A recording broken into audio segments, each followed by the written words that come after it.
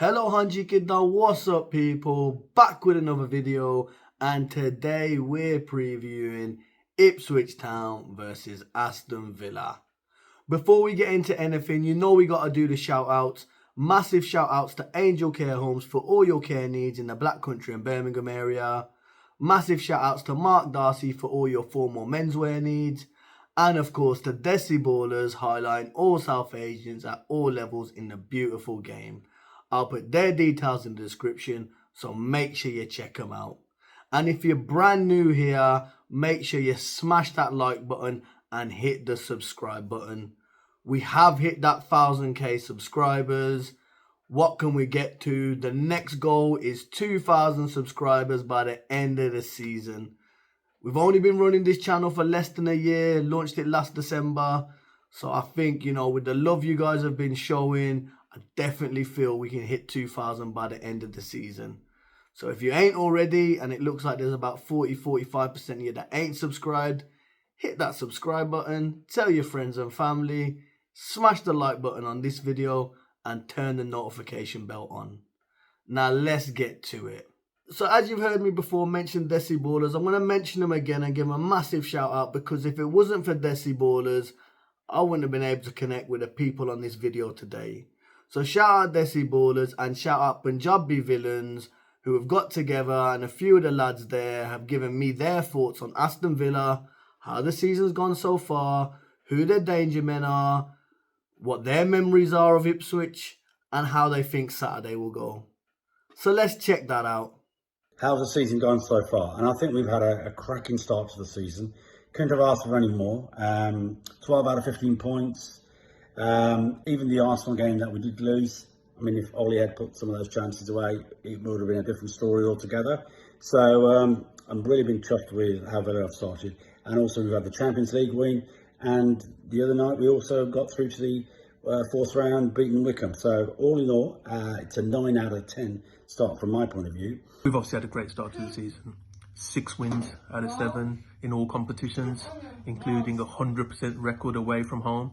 So, it just shows that how far we've come from a few years ago when we were, I wouldn't say struggling, but, languishing in the championship, or definitely struggling in the Premiership, let's say 8-9 years ago. So come really far under this great manager, and really looking forward to how far we can progress in the next few years also. We've made a strong start to the leagues this year, positioning us on current form, in my opinion, for a top 4 finish. 4 out of 5 ain't that shabby. We've lost only to the Arsenal, and if Ollie had his shooting boots on that day, then it could have been a totally different story. We could have had 5 out of 5. Hey ho, that's their little bonus from us this year. Performances have been impressive, home and away, considering that we've been challenging on multiple fronts. Coming back versus Everton and Wolves was particularly impressive for me. That's something we've never had in the past. It puts a massive smile on my face, because I know that Lord Unai, the Lord Unai has got a plan B. Lord Unai has got a plan C, and the guys also got a plan D. However, we do like to concede a goal, don't we? That needs to be sorted sooner rather than later. We've done as well as I expected them to do. I mean, we've beaten the teams we should beat. We lost against Arsenal. I mean, I would have taken a draw against that game. Having said that, I would have taken a draw against West Ham away at the start of the season. So, we've done well. And, we got Ipswich on the weekend. And fingers crossed we get 3 points. And it's a really good start. But I think the fixtures have been kind to Villa. I'm sure tougher tests lie in the next coming games. But you know what? I'd take it. And I'm happy where we are. 3rd in the league. Happy days. In terms of where I think we'll finish, what would be lovely to finish, I think, again 4th, and have that excitement of Champions League football again next season at Villa Park. And in terms of trophies, I think we're probably in a good place to get to the last 16 of the Champions League, which will be a great, achievement, and also maybe get close to winning a domestic cup. It'd be lovely if we could win the FA Cup, but I'll take the Carabao Cup as a second. Do as well as we can. Maybe we can emulate what we did last season. It's going to be a tough ask because obviously depending on how well we do in the Champions League and in all of the cup competitions, it's going to be tough with all the games that we're going to be playing. But I'm hoping, you know, top 4 finish again and maybe a cup for our trophy cabinet. That would be great. That would be great for us. A good season for me would be a strong run in the Champions League and a cup run. And a cup, in fact. Any cup will do. Doesn't matter what cup, any cup will do. The depth of our squad and the new signings have given us this balance. We're still short of a couple of players, I think.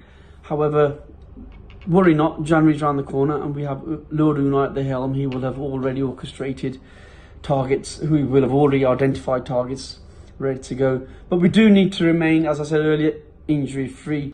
I think if we got top 5, maybe got 5th and maybe got Champions League again, that'd be brilliant. That is what I think would be an absolute brilliant season. I mean, if we got into the past group stage of Champions League, I'd be over the moon with that. Finishing 5th, I see that as progression. Trophy would be nice. We've lost Louise and we lost Diaby. Yeah, 2 massive players, but our signings have been astute. Maatsen, who's very impressive. Just to name Maatsen and Onana. Onana also, well, the guy's contagious, isn't he? Can you imagine him in the change room? How contagious is that guy? And the fact that he will come and do a fist pump with the fans, for me, that's like incredible. I think that engages with us and that gives us that link to the players. And I just love his fist pumps. We look forward to that bit. What's really exciting for me is the fact that we've got 3 new signings in the shape of Tyrone, Emmy and Bouba Kamara. For us, we've obviously, apart from the obvious suspects, apologies, that's my daughter in the background. She's obviously supporting me as well in this. So yeah, once again, apart from the obvious suspects like Watkins, Onana, and obviously a super sub Duran. I think the one to look out for will be Jacob Ramsey. He had a really difficult season last season with all the injuries that he had. But I think this season, if he stays injury free, he'll be the one to watch. He's already, I think, bagged a goal or 2, and obviously got his Champions League goal as well. Brummy lad, local lad. In terms of Villa's lineup, I think it'll be very similar to what we played against Wolves. The only change I can see is Kallys. Probably, I think he's picked up some injury, warming up against Wickham, so he could be out. And maybe, you know, Matty Cash is ready to come back. If not, I can see Conte going into the middle with Bogard obviously drawn back, or maybe even Costa taking the right back position. And the rest, I think, will sort of pick themselves. I think against Ipswich, we will go full strength as much as we can. We will have the usual Emi Martinez in goal, and we'll have Pau Torres, Konza anchoring the defence, Bogard, and is Dean fit? I can't remember now if he's fit or not. And then in the middle, Tielemans and Onana have been sensational together, coupling well with Rodgers, and then there's Super John, who just sticks his bum out and does what he does. What a player. And then you got Ramsey, who's slowly coming back to full fitness, leading the attack just behind Ollie. And then the obligatory 65-minute subs, Duran and Leon Bailey to come on, and Duran probably to finish the game off with his winner. The lineup will just be I can just see it be the same lineup. If McGinn's out, maybe Barkley will come into the team. But providing Kallys is fit, I think Alcons will be right back. If Kallys is injured, I could probably see Bogard starting. But it's going to be, as we know, Emery keep everything just tight and same team. It is really funny that we're obviously got Ipswich back in the Premier League, and my main sort of memory was when we were going for the Championship back in 1980-81 season, and Ipswich were our main competitors or contenders. And so, you know, obviously with the passing of Gary Shaw recently this week, in the last week or so, it's brought a lot of memories back of some of the players that Ipswich had back then. So you had Paul Cooper, Mickey Mills, Terry Butcher, the 2 Dutch players, Frans Thijssen and Arnold Muren. You had little Eric Gates up front with Paul Mariner, Johnny Walker in midfield. So I'll be honest, that's my long-term and still memory of Ipswich Town Football Club. You know, and they were a decent side then under the late Sir Bobby Robson. The first Premier League season, when you had players like John Walk, Jason Dazelle, Chris Kuomya. You know, these were good players, to be honest. Chris Kuomya went on to sign for Arsenal, and I think that was it. He didn't do much there, but saying that, he did well for Ipswich. Obviously, the legendary John Walk escaped to victory. Handlebar moustache. And Jason Dazelle as well. Good players. But yeah, fond memories of obviously those years. My first ever memories of football, Aston Villa, and so forth. Ipswich Town have a proud history and have won honours domestically and in European competition. They won the UEFA Cup in 1981. Now, I grew up in the 80s, and one of their best players was John Walk. John Walk had his distinguishable in that he had his massive walrus moustache sticking out here. Literally, the moustache used to walk into the room before he did. I know Souness's moustache was big, but this guy was like, oh, he's out there. Now, he was a typical strong, physical and passionate player. You know, he's a Scotsman, and he had everything about him. He won the Young Player of the Year in '81, and if I'm correct, please do tell me. I'm sure you will. I think he won the Young Player of the Season as well at the same time. And Villa fans, that was a year the Villa were league champions. Every week we follow, and Ipswich pushed us all the way that year. Going back to Walker and his big moustache, he actually appeared in Escape to Victory with I think it's Pele and Bobby Moore and Rocky Sylvester, etc. And you know what? If you don't know what Escape to Victory is, then you either need to watch it or see it later. I think the last time they were up, I think they got promoted and finished 5th, which I thought was brilliant. I think they had a striker called Marcus Stewart, scoring a few goals, and that's probably the latest memory I have of Ipswich. I think the players that we've got to look out for from their point of view, I think Delap is a decent player. They've got Al Mahaji also up front for them, and Moisey in the midfield. I've already mentioned, you know, the legendary players that you used to have, but obviously you've got people like Liam Delap now.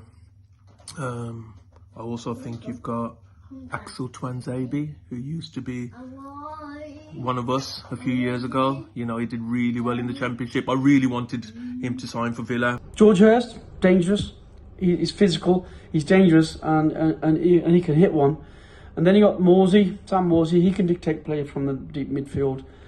We will need to be mindful of their set pieces. They're quite handy, as are we, I suppose. And I think they will sit back, soak it up, and try and break. In terms of a threat, I mean, I'm not really clued up with the players they've signed. Will there be a threat? Of course, because I think they're going to go for it. Again, they've got nothing to lose. It's just I think Ipswich this season will have a tough time. However, having said that, I do think they've got something which the other teams haven't got, and they will survive somehow. By the skin of their teeth, they will survive. And I think the element of the fact that there are poorer teams in the same predicament this year. I mean, if they stay up, they've done well. I personally think they got probably better chance than the other two teams. I just think the way they play, you know, no fear.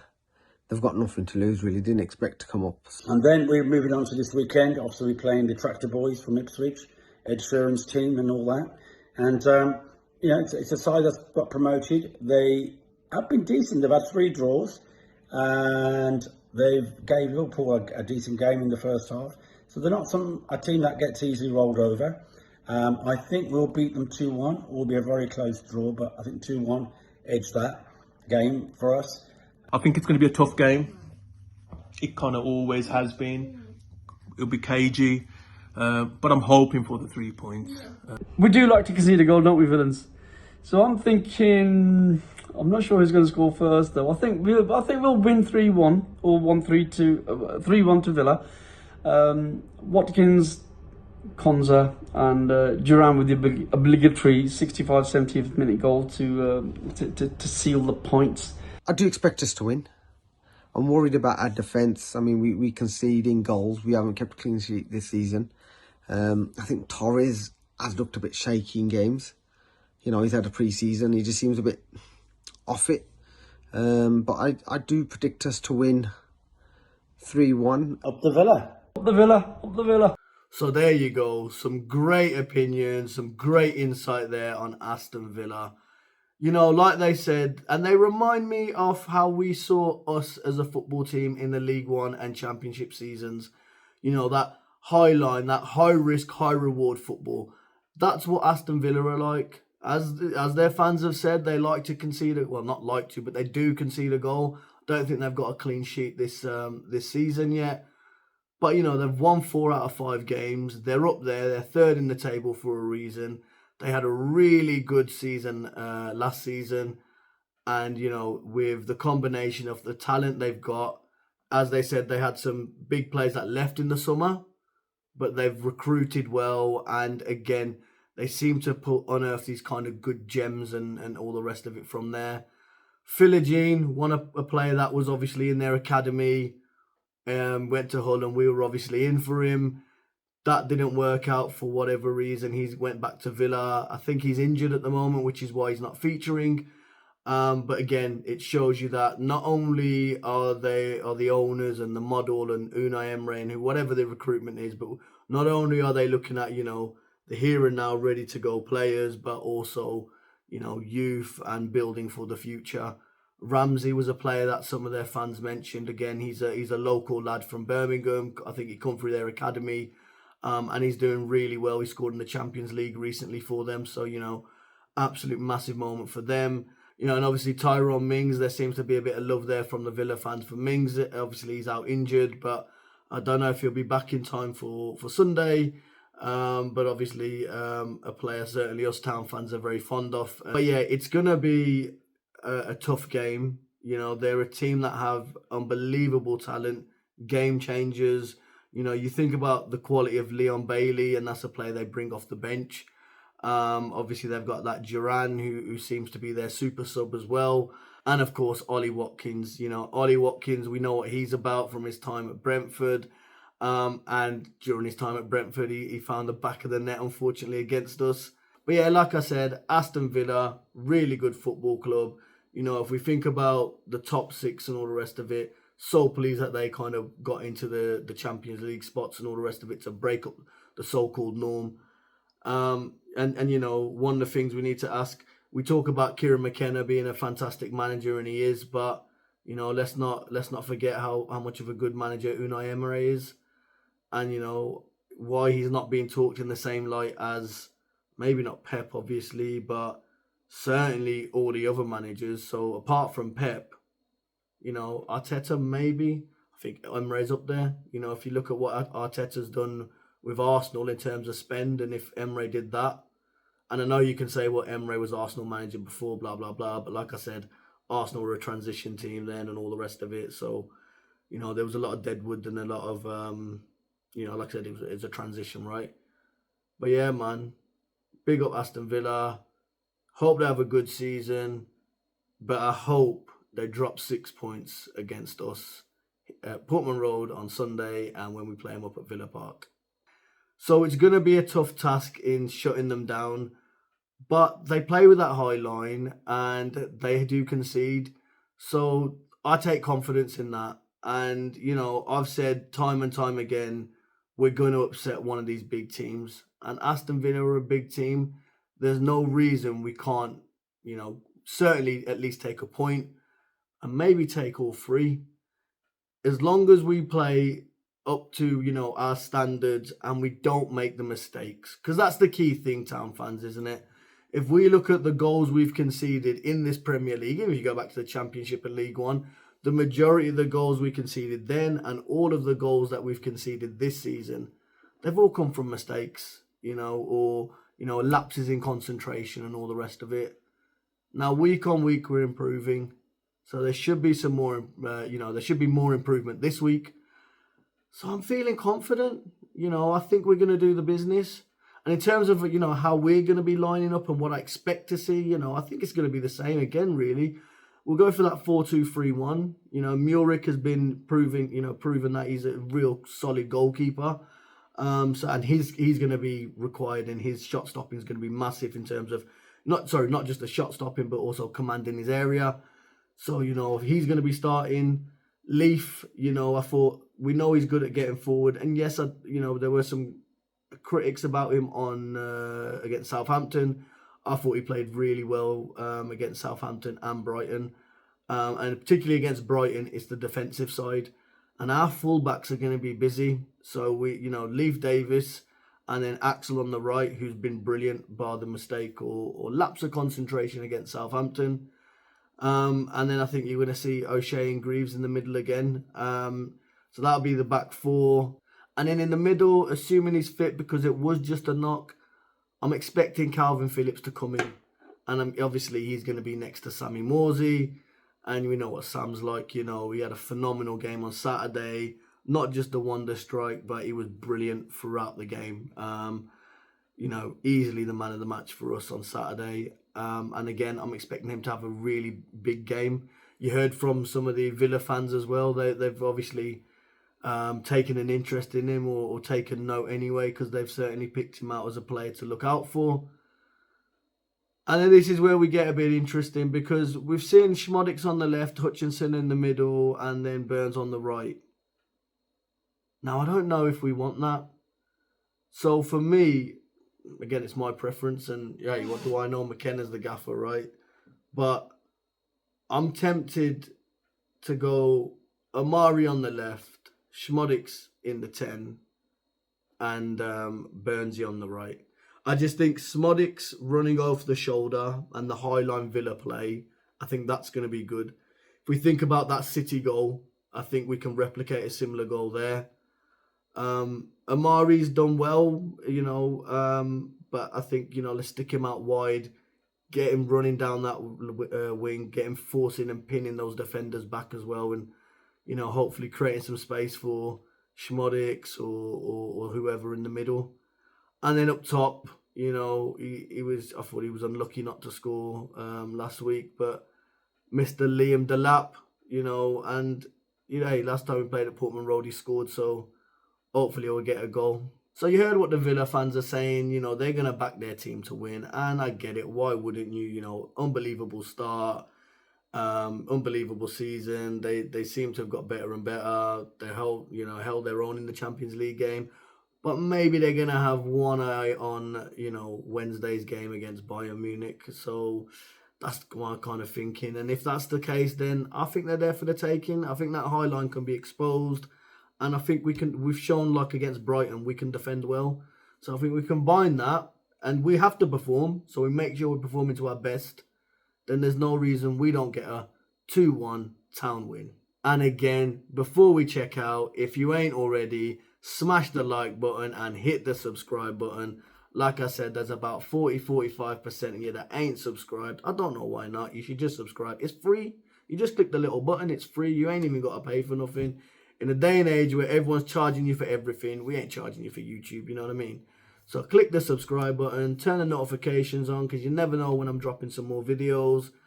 And yeah, man, let's try and get to 2,000 subscribers by the end of the season, man. And seeing as they all had to say it, I gotta do as Upper Town.